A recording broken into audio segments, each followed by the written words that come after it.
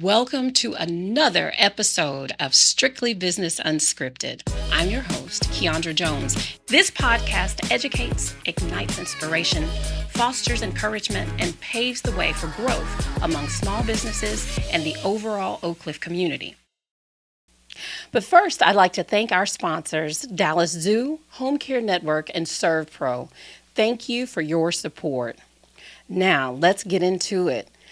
Today's episode is with Willis Johnson, who is the founder and CEO of JBJ Management, who leads a team of marketing professionals that provide strategic solutions in the areas of government relations, public engagement, MWBE compliance, full-service media production, and technology.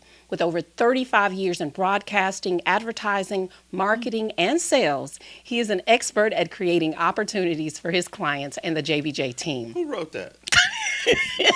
Oh, cool. Willis has an extensive background in journalism, as he was the executive producer of a nationally syndicated show called Impact, a member of the Texas Radio Hall of Fame, and has been featured in USA Today and the New York Times. He has expertise in business development.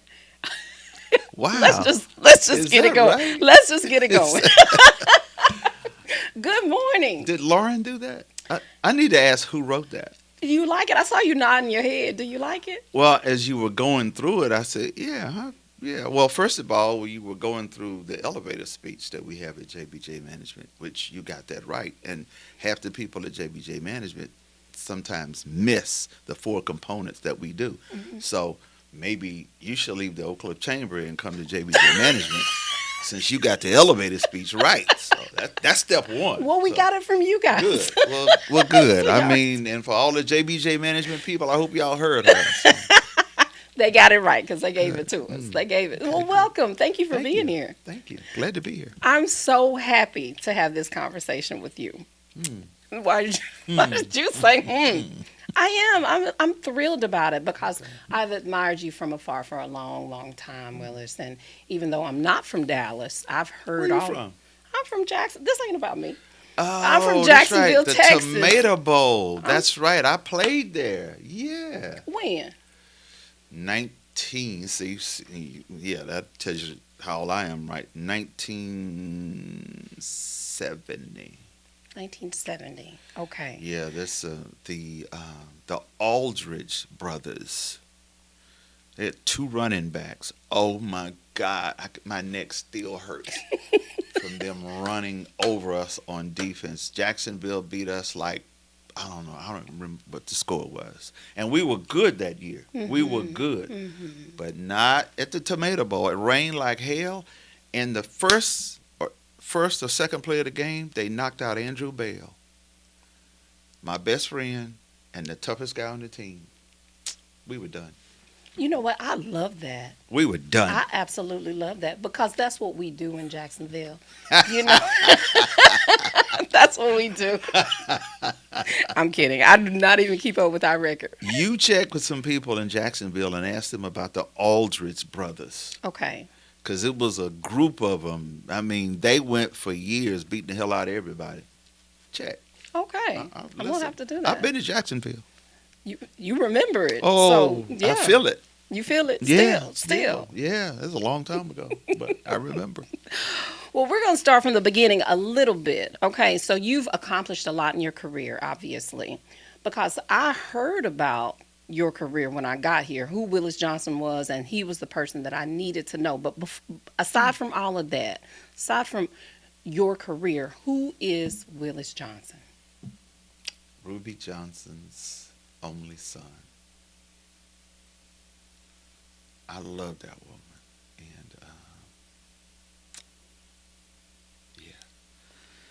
And, my mother, man, she was my rock.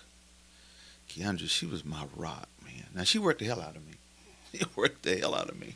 I'm an early riser because that's what I was taught from the time I could remember. Mm-hmm. I've been getting up 3:30, 4 o'clock all my life. Mm-hmm. Getting on that bus going to Lindale, Texas to pick berries, waiting for the sun to come up, looking out for snakes, all kind of craziness. But that's who my mother was. But she also Keandra was, when I was 5, she took me to the swimming pool, and she sat with an umbrella and a Bible while Bobby Hector taught me how to swim. Um, that's my rock. And when she died, which was December 22nd, 2003, we had our funeral December 24th because I could not take the pain of waiting for the funeral. My father, I was 12 when my father died, and he died on March the 7th, 1967. And he was buried on March the 16th, which is his birthday. But we waited a week for everybody to come from California. That's the way the funerals went back in the day. You know, you wasn't getting on the plane. That's a 3-day drive. So his brother had to come. But that pain, Keandra, that I remember, 2 things about my father's funeral and his death.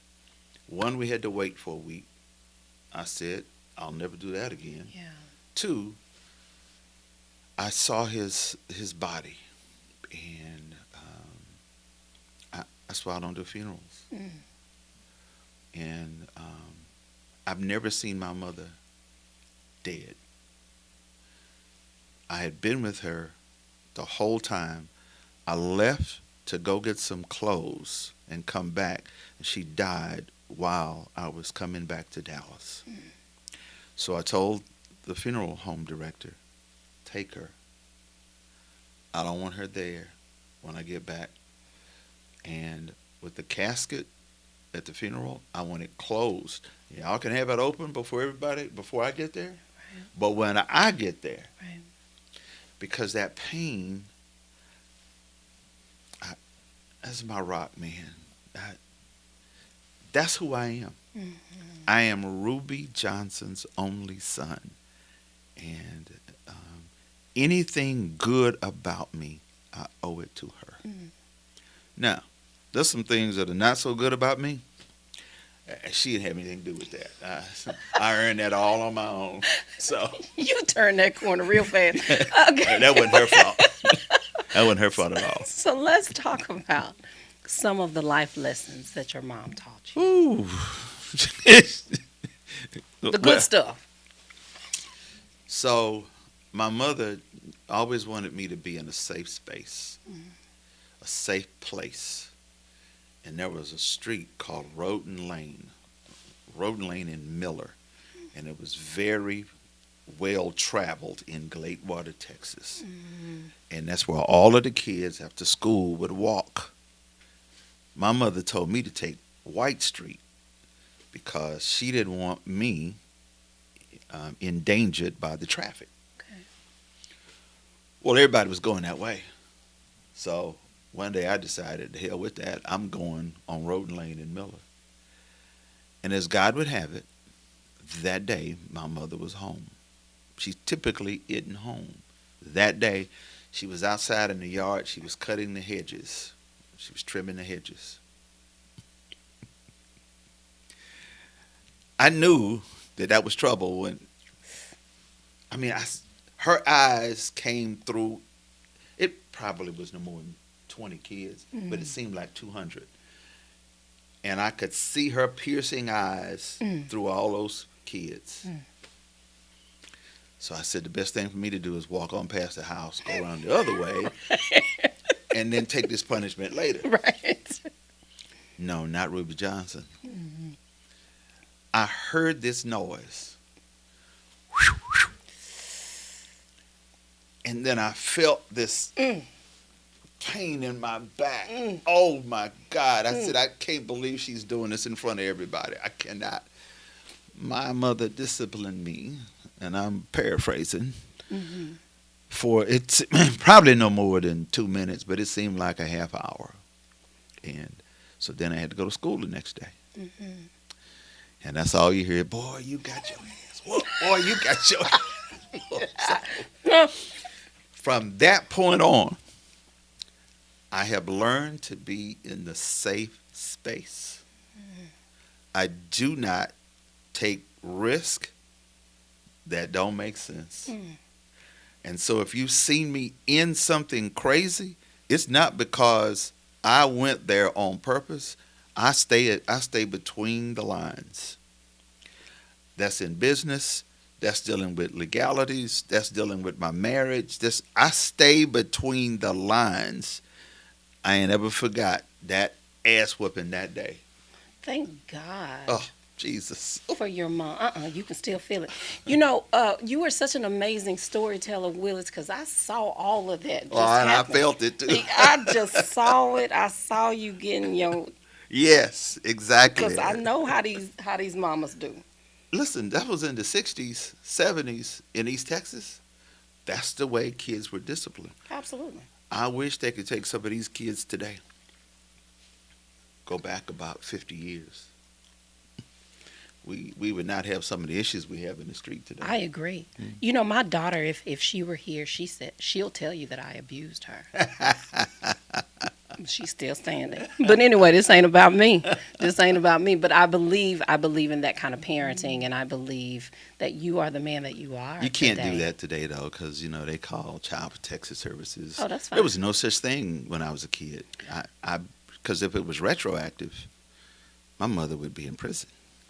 Well, I'm going to tell you, the people have been called on me, Willis.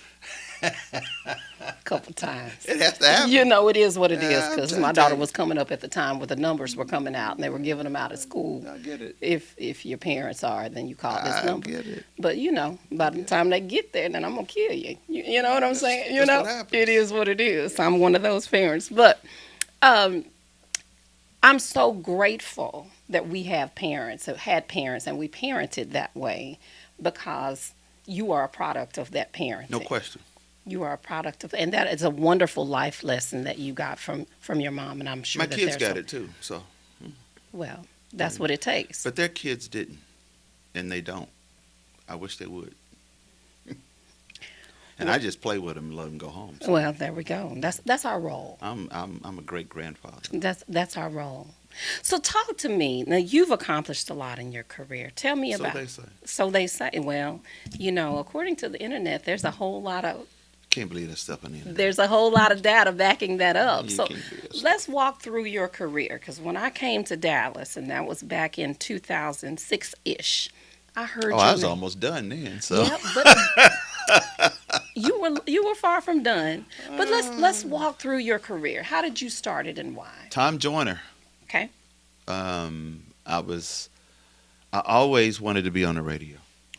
As a kid, there was a guy in Tyler, Texas named Matt Walker. I love listening to the radio. Matt Walker, he's deceased now, but Matt was a radio disc jockey. I like that. So I take my Victrola record player and then my mom's console, and I was on the radio in my mind. When I got to East Texas State University, which is now A&M Commerce, I could hear Tom Joyner. This is 1972. To this day, there's never been a better disc jockey than Tom Joyner. The greatest of them all. Now, Google Tom. Nobody better. Well, I got a chance to meet Tom in 1975, my senior year in college. And he was with Muhammad Ali. I had a chance to shake hands, Ali, and then I looked at Tom, and I froze because I wanted to be on the radio. I was so in awe of Tom Joyner, I could not speak. And he said, "Black man, can you talk?" And to this day, he still calls me Black man. But we established a relationship, and then he let me shadow him for 3 weeks. And then I graduated on August 15th, 1975 with Ruby Johnson, sitting there proud of her baby boy doing his thing. And in May of 1976, Tom Joyner said, "I got a job for you. It pays $600 a month. I want you to do the news 10 to 3 at KKDA. I said, "I'm there." $600 a month. That was my first job. And that's the basis of what we've been able to establish over a period of time. Then Tom left, eventually went to work with Ali, and I replaced him. And I did the morning show on KKDA for 35 years, but just dealing with the community. Wow. And then I started a company called JBJ Management. So that's pretty much it. No, it's not. It's so much more. I'm like, No, that's pretty much it. I know pretty much it. Okay, so Texas Radio Hall of Fame. What is that? It's in Kilgore, Texas. Mm-hmm. And Mayor Mike Rawlins, Linda and Mitch Hart, all my kids, grandkids, my wife, they all accompanied me to see me get that award. And I don't know how you get in the Hall of Fame. I don't really know. I really don't. But there's some people that are in, like Dan Rather from CBS. I mean, it's some people in that Texas Radio Hall of Fame. And so including when I see you. Yeah, so when I see my name in there with them, I'm like, wow. Because all I did was, when I was on the radio, I just talked and communicated with people. Tom Joyner hired me, but Chuck Smith mentored me. He was like my father that I didn't have. Chuck Smith was the program director of KKDA, KRNB, K104. He ran everything for Hyman Childs. He's deceased now, but that was my man too. But he always taught me, pick out a couple of people in your mind and talk to them on the radio. Communicate with them, and people will gravitate to you. It kind of worked out that way, and so I was able to do that by the grace of God for 35 years, because I saw a lot of people get fired. Oh, my God. Jesus. That's not a business that you have a long career in. I can only think of me, Tom Joyner, and Ron Chapman, who worked at KVIL. We probably had the longest tenure of morning show radio personalities in the Dallas area. I don't know anybody else that stayed on the radio that long. But I wouldn't want to be on the radio now anyway. Why? It's not the same. How's it different? Years ago, there were three things that black people did when they moved to town. Found out where they got their hair done. You found the black church that you were comfortable with. And you found a black radio station. They don't do that now. Yeah. Because you got these devices, these little rectangles and stuff, and you got these AirPods in your ear, and people don't really listen to the radio, and it like they used to, and it doesn't have the influence that it did. Say between 1949 and about maybe 2005 or 6, things have changed. It's just not the same. Willis, one of the things that I admire so much about you is your humility. Even when you're talking to us about the Hall of Fame, you put yourself in such a low place. And I want to say that that you are there, and you are there for a reason, and it is your career that we look up to and we admire. You are one of those black people in our community that I really, really I just love being in your presence, because I know that I'm around greatness. Yeah, some people do. I know some people say that. But you know what? And thank you. But I've learned, and this is something my mother taught, people only criticize you because they know that you are doing something, and they don't like it. That's right. So if you just are in the crowd and doing nothing, no big deal. Yeah. I've learned we're the villain in somebody's story. Oh, absolutely. All of us are. 100%. And so that it's okay. It's all right. I'm good with that. Talk to me, if you would, about IMPACT. And that's an acronym, is it not? Yeah, IMPACT with Willis Johnson. We did that I say we because, I was the one on the camera, which I don't particularly care for cameras, because you got to have all that makeup on, and these lights are hot and all that stuff, just like right now. We did that from 1992, no, 91 to about 98. It started on Channel 8. Okay. We came on after the sports on Sunday night. And it bulked into 65 cities. It was a 30-minute show. It was just a little ahead of its time. It was to empower and embrace black people. I remember the people I had a chance to visit with, man. I mean, Maurice White from Earth, Wind and Fire, and Jamie Foxx from Terrell, Texas. Halle Berry, Barry White,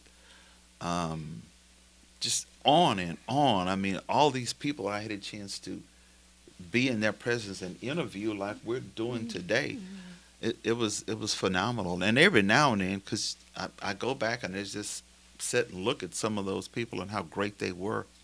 Maurice White, people don't know the impact that Maurice White had on music. I mean, he spawned everybody. Everybody. The Emotions, the OJs, Frankie Beverly, Marvin Gaye. Maurice White was a bad boy.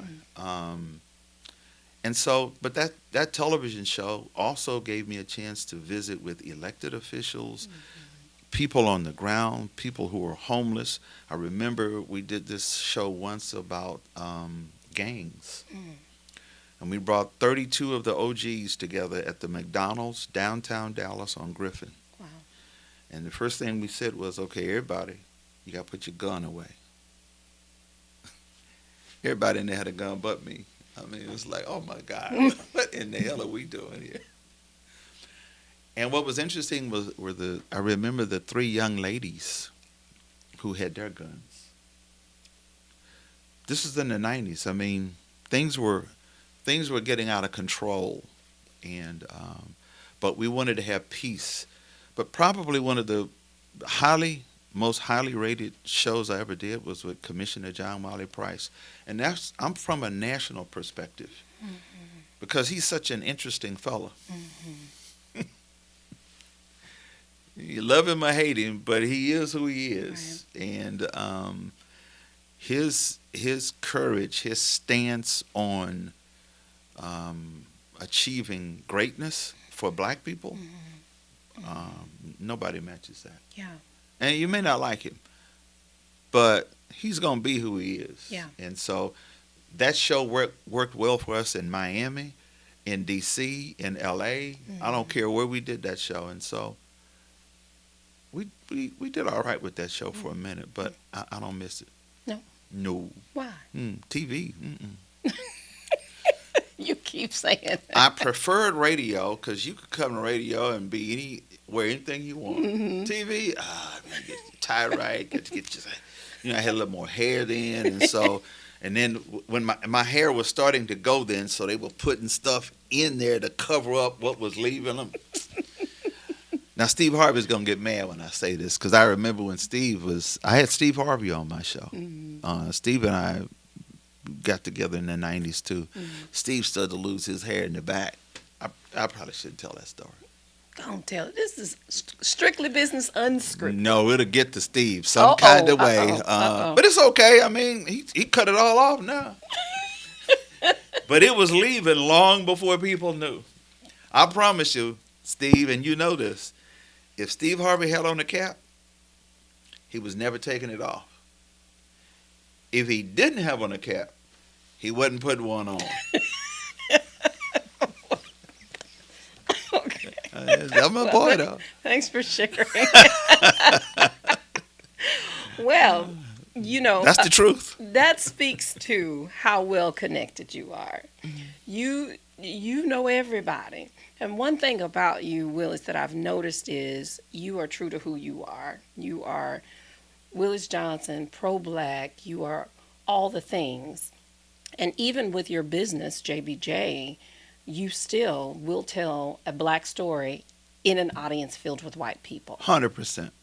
And I love that. And you've built a successful career here in this political environment, despite the fact that you still do that. I just saw you do it the other day at the BBO luncheon. Talk to yes, I was there. I saw it. Talk to me about JBJ Management, if you would, how it started, what you guys do, and how you're able to be just so brave, staring at sometimes in an audience filled with whiteness. Yeah. JBJ Management is named after my oldest son, BJ Johnson. Okay. I did that in 1995. I will be 30 years old in March of 2025. So there was an overlap while I was doing radio. I was preparing for, because I didn't own that radio station. I knew at some point. The one thing I didn't want to be is an old guy with a medallion, cap turned backwards, wearing a jerry curl in the club, spinning records. I didn't want to be that guy. Yeah.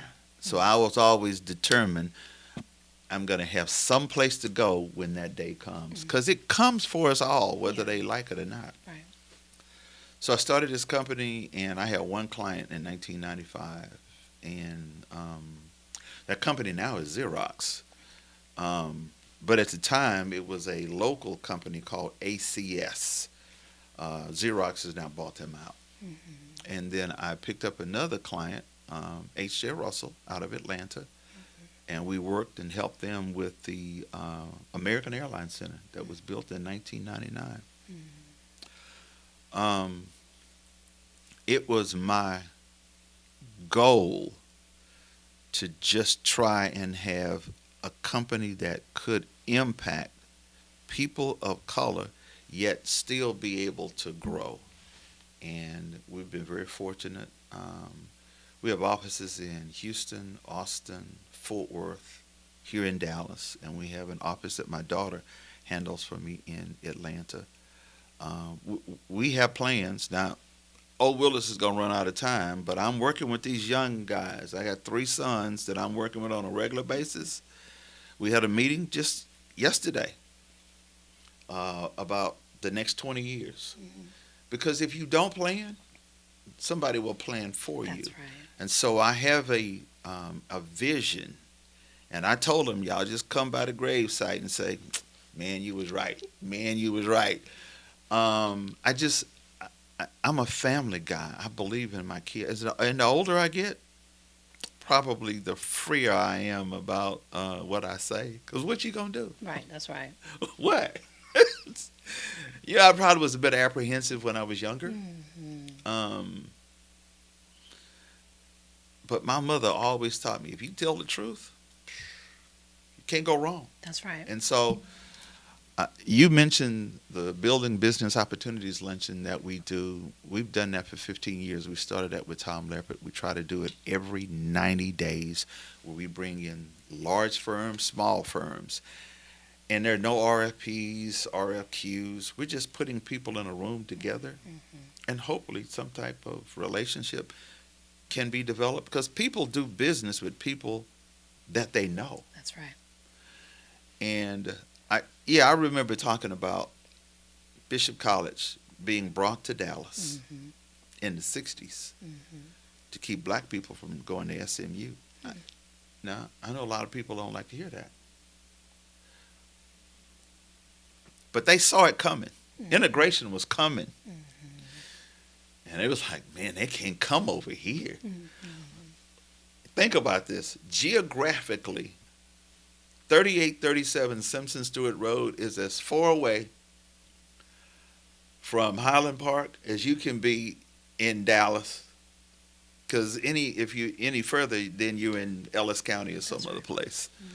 So, but fortunately, Paul Quinn is now there and thriving and doing well, thanks to Michael Sorrell. That's right.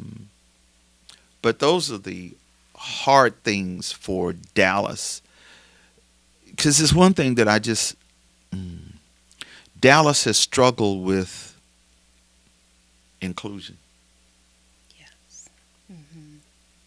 There are 3 things that happened in 1974, Keandra, and we only talk about 2. The Cowboys left the Cotton Bowl. DFW Airport was completed. And 635 was completed. Now, I get some of this wrong, but not much. Marsh Lane, Midway, Tollway, Montfort, Hillcrest, Preston, Park Central, Coit, 75, Abrams, Greenville, Skillman. You get my point. I do. This is 1974. Plano Road, then you get into Garland, there's Centerville Road. You come all the way around to Mesquite. That's Townies Mall. This is still now, 1974. There's a sign that says 635 ends. And you never turn left or right. It becomes Interstate 20. And for 25 years, you can't exit the freeway. Now, I just told you what happened up in North Dallas. You got all those roads, all those service roads, all those exits. Think about the development that has taken place from 635 to the real Jerry's World, Frisco. Think about that. That occurred over the last 2 generations. But then you think about what has happened on the other side of town. For 25 years, you couldn't get off the freeway. And Mike Rawlings always said this: you have an area large enough to put Atlanta and Boston in.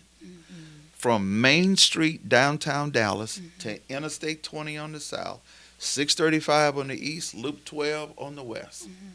700,000 people and one grocery store. Menus on MLK. Finally, after 25 years, there were 2 service roads, Bonneview, Lancaster, truck stops that created drugs, prostitution, dogs. The truckers would fight pit bulls. When the pit bulls were maimed and couldn't fight anymore, just turn them loose. Mary Soon said to me directly in 2008, she said, Willis, we have 30,000 loose dogs in the southern sector. Peter Brodsky has now worked on that and is down to under 8,000. But imagine going for your morning run or your morning walk. Right.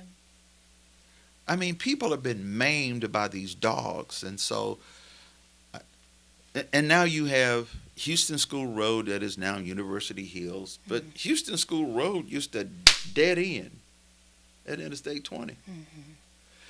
So there's development now. But you know, as God would have it, what has been created out of that, Keandra, is the largest truck trafficking area in America. 20, 35, 45. Thus you have the inland port. It's something has been created, and they weren't trying to get it done. Dallas has a lot of potential.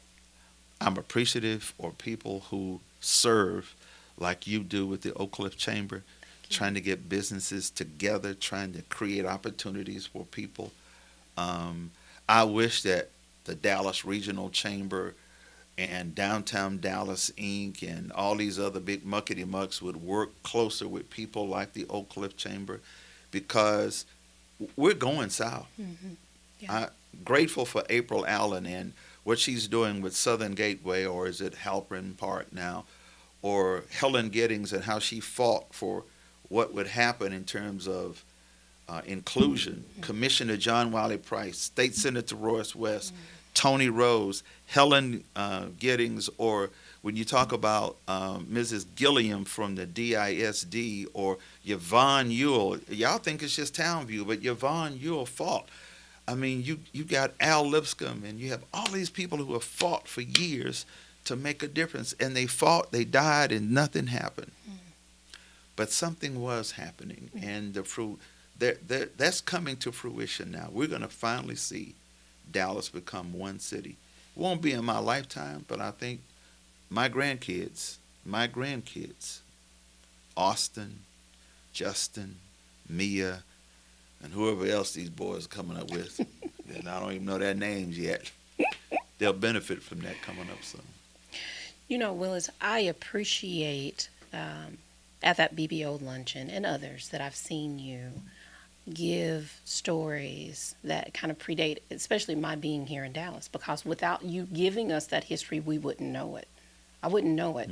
So I want you to keep doing that. And anytime you get a mic and an opportunity to teach us, because we don't know, and we need to continue to tell the story. I had no idea. I had no idea the story about Bishop College until that BBO luncheon. Had no idea. And there was somebody that kept getting in my way, and I'm trying to look at you and get the story. So I just encourage you. Well, my wife was texting me, time. She was like, okay, you had enough of that. Because she's heard it before, so. Right. Well, and I love your wife, but would you let her know? People like me don't know. We don't know. Yeah. And we don't know unless you tell us. And so I'm grateful for that. Speaking of your wife. Bad girl. I love her so much. Bad girl. But I just want you to give her a message. We have a challenge that's supposed to be coming up. It's supposed to have happened a long time ago. Is that right? Yes. What y'all supposed to do? A karaoke challenge. Oh, you're going to lose. I don't know about that. No, you I don't know. I don't know, sir. I know that's your wife, and you need to be team. No. I see her. She. When she gets a microphone and an audience, showtime. Okay, same here. Okay. So we got a challenge. Okay. That's supposed to be coming up. Okay. Soon. You're gonna lose. I don't know about that. I don't know about that. So let her know it's still in the works, and there won't be any hard feelings. I still will love her. Okay. All right. I will still love her. And she'll feel the same way about you when she walks away. Well, I just thank you so very much for everything you do for our community, for us, for JBJ, for Oak Cliff, for Dallas, and nationally, because you were known on a national platform for your contributions to all the things. So thank you, Willis. Well, all I will say, Kendra, thank you for having me here. Caesar Clark had a mega church at Good Street Baptist Church on Bonneview, well before people knew how to spell mega. And I remember we gave him an award at the Bishop 5 one night. He said, my mother was a maid, and she didn't have a high school diploma, nor did she have a BS degree, or did she have a doctor's degree. But she taught me to say thank you. I'll never forget he said that. So Ruby Johnson taught me to say thank you. Thank you. I appreciate you so very much. Yes, ma'am. Well, this wraps up another episode of Strictly Business Unscripted. We have met the legendary, the phenomenal Willis Johnson. Most of you already know who he is, but we've had the opportunity to have a good conversation with him. Y'all ready to cut these cameras off? Are we done? Are we done? Tune in next time for another episode of Strictly Business Unscripted. Enjoy your day. Thank you. I'm your host, Keandra Jones. And again, thank you for watching another episode of Strictly Business Unscripted. We'll see you next time.